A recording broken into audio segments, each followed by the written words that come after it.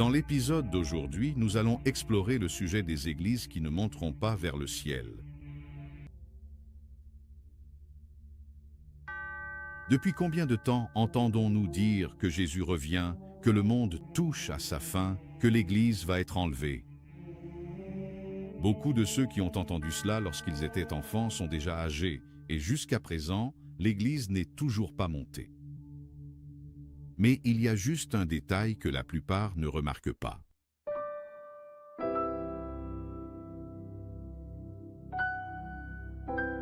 Regardez attentivement ces visages. Savez-vous qui sont ces personnes?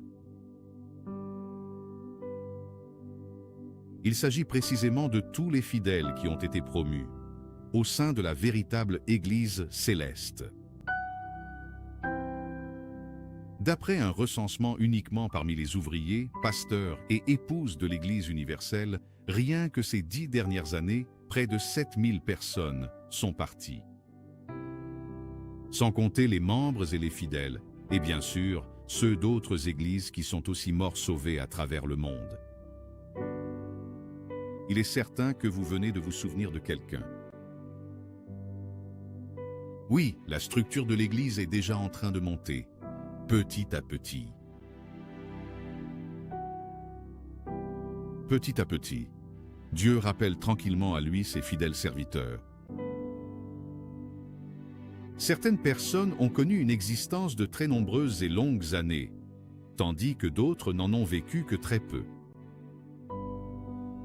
Combien d'épreuves n'ont-ils pas traversées? Combien d'âmes supplémentaires n'ont-ils pas gagnées? Combien n'ont été mis à l'épreuve pour pratiquer ce qu'ils prêchaient? Ils ont courageusement vaincu le passage du temps et ont vu leur corps vieillir peu à peu au fil des années. Mais le plaisir immense de servir est resté exactement le même qu'au tout début, se souvenant avec émotion de l'étincelle du premier amour, de la fierté de porter le premier uniforme et de l'accomplissement ressenti lors de la toute première réunion réalisée avec succès.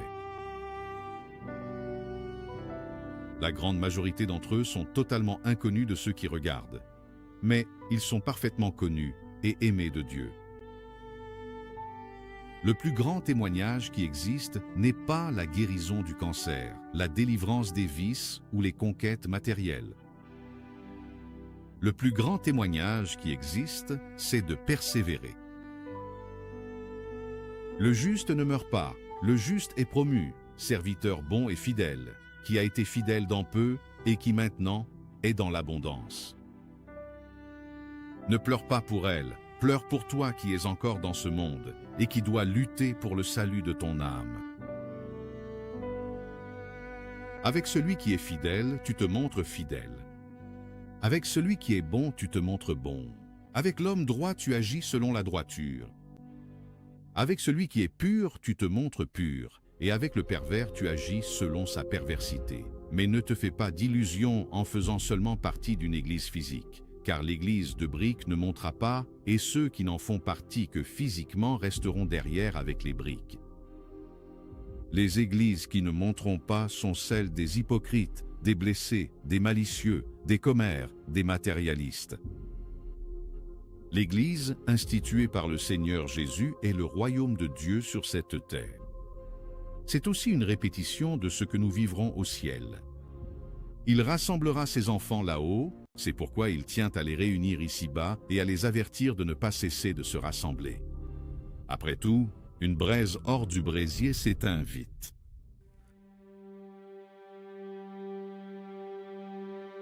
Un jour, toute l'Église de Jésus sera enfin réunie des 4 coins du monde, là où il n'y aura ni dénomination, ni étiquette, ni race, ni couleur. Nous serons tous unis en Dieu. C'est pourquoi batte-toi. Batte-toi jusqu'à la dernière seconde, comme tous ceux qui sont restés fidèles et qui aujourd'hui profitent du lieu des lieux, d'un corps nouveau, du véritable repos. Non pas parce qu'ils l'ont mérité, mais parce qu'ils ont persévéré et se sont emparés de la promotion que l'âme désire tant recevoir. Mais vous vous êtes approchés de la montagne de Sion, de la cité du Dieu vivant, la Jérusalem céleste, des myriades qui forment le cœur des anges, de l'assemblée des premiers-nés inscrits dans les cieux.